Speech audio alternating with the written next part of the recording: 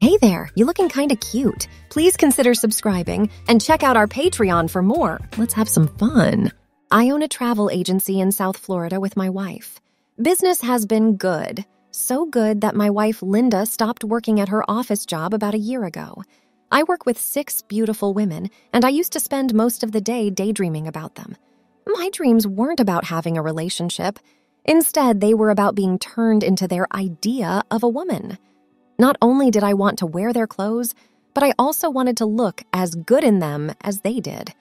I couldn't help but look at my executive assistant, Sally, as she sat in front of me in my office wearing very pretty clothes. I would make up stories about being her secretary, sitting in her chair and wearing her clothes. I've had dreams like this since I was in my early teens.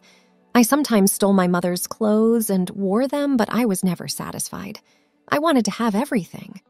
One day, I worked up the courage to try on one of her dresses, but it didn't fit. So I wasn't happy with what I saw in the mirror. I never did it again because of that. Even so, the dreams kept going on. Linda, my wife, is a very pretty woman. In fact, one of the things that made me like her at first was that I could see myself in her female image. I've never told her or anyone else about my dreams because I was afraid I would lose everything. It's just something I've personally gone through. It's been 10 years since we got married. We chose not to have kids together, and we're happy with our lives. A few weeks ago, I couldn't take it anymore and gave in to an overwhelming urge to wear Linda's undergarments. Wow, was I excited? I put my shorts on top of them and wore them all day at work. I was in heaven. I couldn't concentrate. My wishes to see myself in the female images of my employees grew stronger. I sent the pants back and tried on another pair the next day. I felt incredible waves of enjoyment right away and wore them to work again. Linda's drawer was full of undies, so I thought she wouldn't notice if one pair went missing every day. She didn't, but I didn't notice that I had made them too long. A few days later, Linda showed up at the office and asked Sally and Marie if they wanted to have lunch. This was not strange in any way. Even though Linda had worked with them, they were still good friends. I secretly liked how each of them looked as they left the office, and I wished I could go with them and look as good as they did. During lunch, Linda told the other 2 women that she thought I was taking her clothes and putting them on myself. While they were laughing, the women noticed how hard I was staring at them, as if I were in a dream. Marie asked in a teasing way, "And do you think he might be wearing them now at the office? Maybe I could accidentally spill a glass of water or something in his lap." No, Linda said. "I have a better idea. It's subtle, might prove our suspicions, and will be a lot of fun at the same time. I have naturally thick, dark eyelashes. In fact, they have always been looked up to by women. Linda wanted Sally to call me out of my office and into the service area, saying that the print machine was broken. One of the other agents, Brenda, was supposed to be out of the office at the time.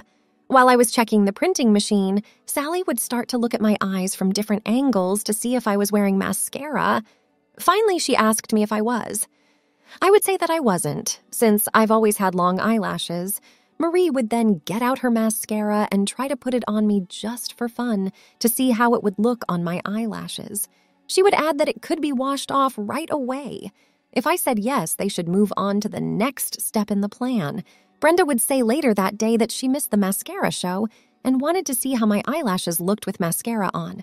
If I said yes again, Sally should offer to put lipstick on me right away, just to see how it looks and for fun. If I let them put lipstick on me, they should try to go further by putting on more makeup, giving me compliments, and telling me not to take it off, but to keep it on in my office. If I said yes, they should keep making things worse over the next few days to see how far I'll go. I was completely sucked in by this plan. In fact, Sally put lipstick on me the first time she tried. The girls were so encouraging, and they told me just what I wanted to hear to boost my ego. Before long, I was sitting in a chair while my whole face was made up and perfume was sprayed on me.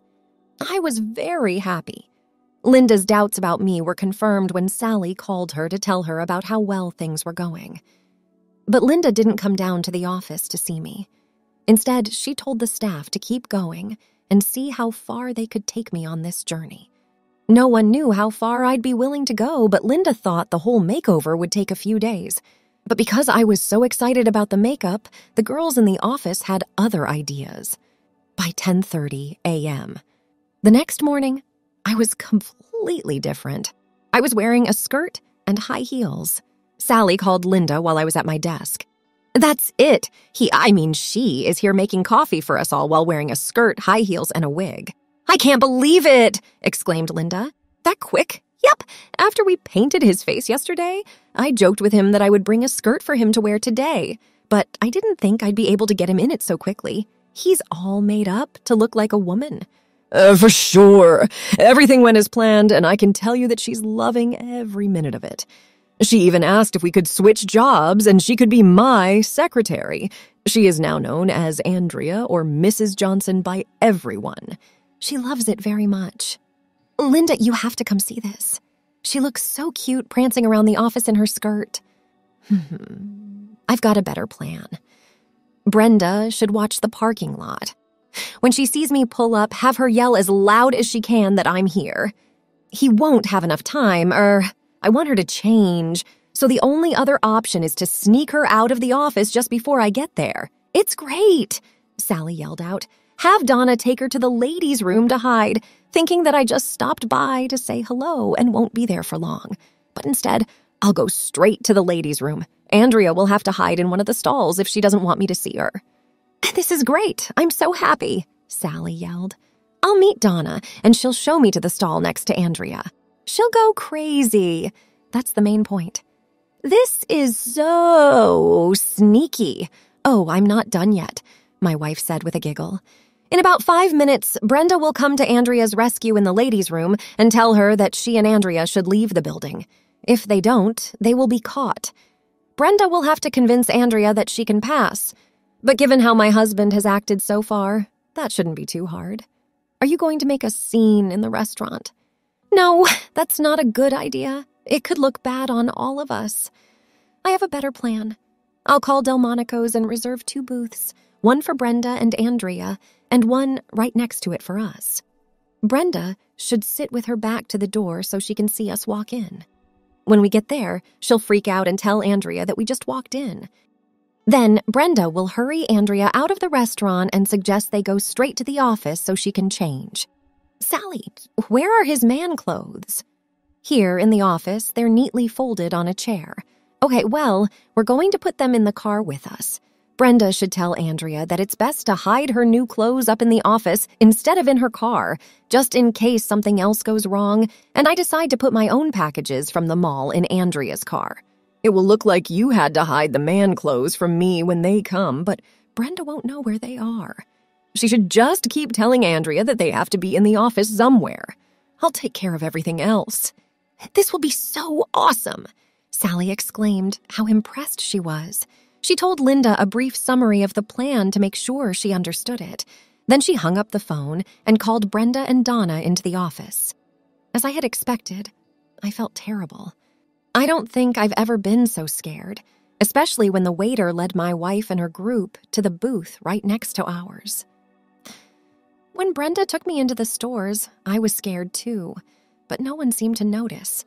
I didn't know if I looked good enough to get by, or if everyone was just busy with their own lives and didn't notice me. No matter what happened, the whole day seemed like a comedy of errors, and I was just praying that my luck would hold out long enough for me to get back to the office and change before my wife and the rest of the staff arrived. When I heard my wife's voice, I was pulling out the drawers of file cabinets quickly to look for my clothes. "Are you looking for these?" I was so scared that I started gasping for air. For a moment, I thought I was having a heart attack. When I turned around, my wife was holding a neatly folded stack of my clothes with my shoes on top. My staff was standing behind her with faces that said, "We couldn't help it." Linda dropped the clothes on the floor in a pile. "I guess I didn't notice that you had a new look. Also, I see that you went shopping," I stuttered. I had been looking for my change of clothes so hard that I hadn't had time to put my new clothes away. I can explain, Linda. "Oh, I don't think you need to at this point. Everything looks pretty clear." What do you mean? I asked with apprehension. That seems like a stupid question, Andrea, since you're wearing a skirt and have been shopping for… Let's see. Linda came over and started looking through my bags. Oh, this is nice. Matching pants and bras, she said as she took them out one by one and put them on the desk. And this dress is beautiful. I'm sure you'll look gorgeous in it. But I can explain, though, was all I could say. The obvious doesn't need to be explained, dear. At this point, it should be clear to you that your life as you've known it is over. You're divorcing me, I screamed in fear. No, you fool. Since it's clear that you want to be a woman, I'll make it happen. At home and at work, you'll be a housewife. She's really enjoyed being Sally's secretary for the past 2 days, Donna said. That's true, Sally agreed. And I want to stress the word enjoyed. Oh, that's nice. Can Andrea start her new job on Monday? She needs to get ready for so much. I'm sure she's happy about her new job and wants to look good. I just stood there without saying anything. Sure, I know, Sally said with a giggle, but not half as happy as we all are about our raises and the fact that a new intern is coming to train with us as a secretary. Great, then it's done. A pretty new intern in the office. Are all of you happy? Yes, chimed the whole staff. And how about you, Andrea?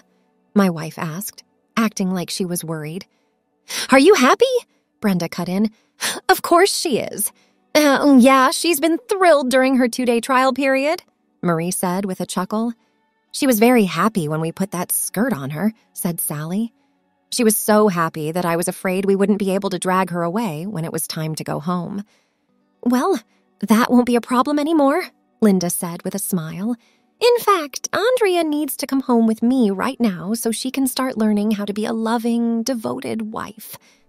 Come on, dear, and bring your new clothes and dress with you. What should we do with these? Brenda asked as she gathered up my old male clothes. Give them to a homeless person or something because Andrea doesn't need them anymore.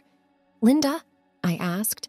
She put her forefinger on my lips and said, Don't say a word, you beautiful girl. Thanks for watching. Be sure to check out Patreon and follow us on Twitter. Have a wonderful day.